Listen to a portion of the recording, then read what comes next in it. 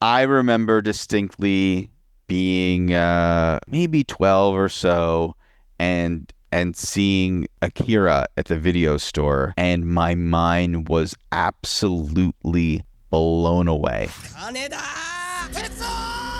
It was so thematically heavy, as well as the action and the violence were unlike anything I had ever seen before. And part of my secret desire is that there might be a 12-year-old that flicks on Killer of Killers and also has their mind blown.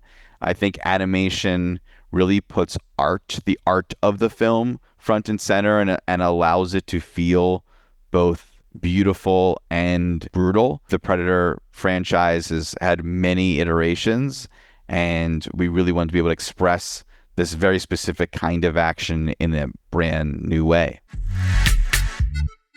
Hey, Dan. Fellow Hey, Dan dude. here. How's it going? Good.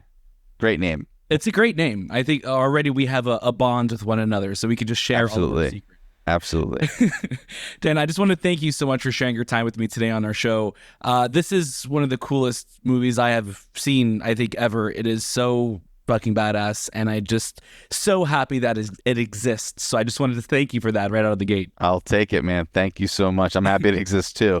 Yeah. Thank you. It's very, very cool. And I just love to know, just to start off, why was the medium of animation so perfect for Predator? I mean, I remember distinctly being maybe 12 or so and seeing Akira at the video store, and then seeing the parental advisory sticker on it. They would not let me buy it, and I convinced my mom, who assumed it was a cartoon, it would be fine, to buy it for me, and my mind was absolutely blown away.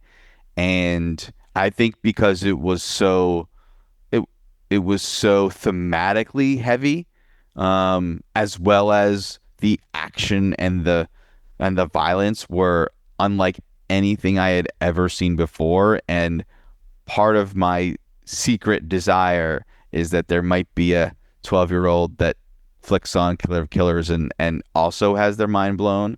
I think animation really puts the art of the film, front and center, and allows it to feel beautiful and brutal. The Predator franchise has had many iterations, and we really want to be able to express this very specific kind of action in a brand new way. Yeah, it's there's so many shots that I obviously I wish we had like an hour to unpack them all. But it's like it's incredible to see, like, okay, we're not just like impaling somebody with a sword, and then the sword is going to also split apart, and then that it's like you have blood on top of blood. It's amazing to see that. But what I love so much too is that already on its own, you have Vikings, you have samurai, you have a World War II pilot. Those settings on their own are already so exciting and so like cool worlds to be in. And then you're dropping a Predator into that, and to see the Predator also evolved personality wise, but also from a weapon standpoint.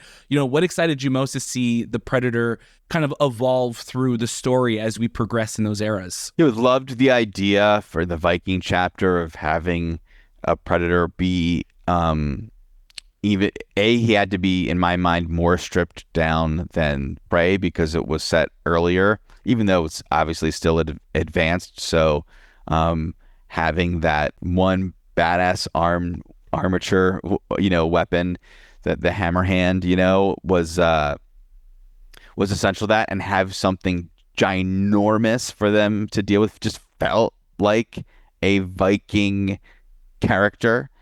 And for the sword chapter, really wanting to fully embrace the premise that if we have a ninja character in a movie, and the Predator is kind of a ninja as well, that's stealth versus stealth, that led to a more slender design, and something that felt aesthetically alike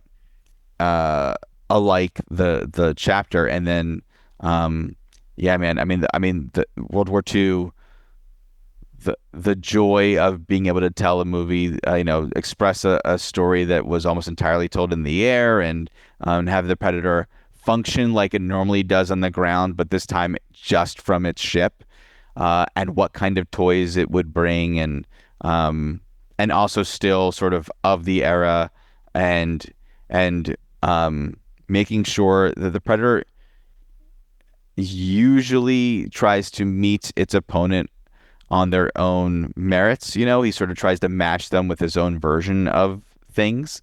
Um, so every chapter, I think, tries to exploit that idea. And I have to ask, and I think, as fellow Dans, we could, we have a bond, we have a brotherhood now. Yes.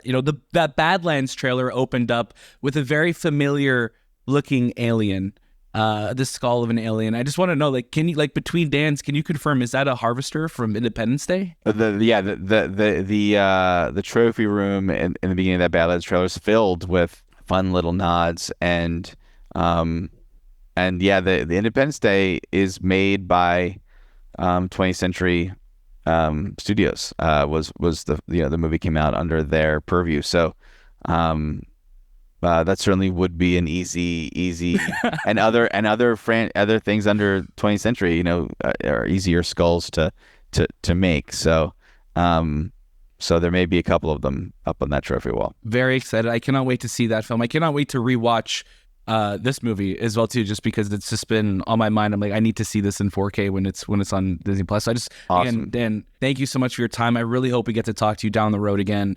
You're amazing. Love everything you do, and can't wait to talk to you again. Thanks, dude. Likewise. That'd be cool. Awesome.